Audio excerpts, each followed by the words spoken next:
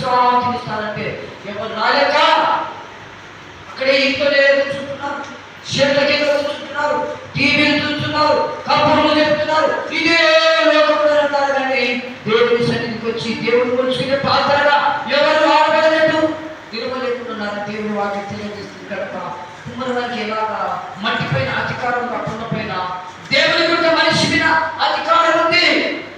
నువ్వు ఇవ్వకపోయావా?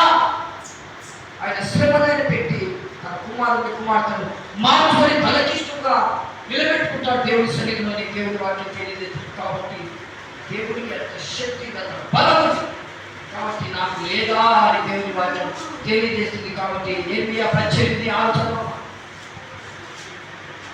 18లో ఇశ్రాయేలు వారులారా మీ కుమ్మరి మట్టికి చేసినట్టు నేను మీకు చేయలేదా?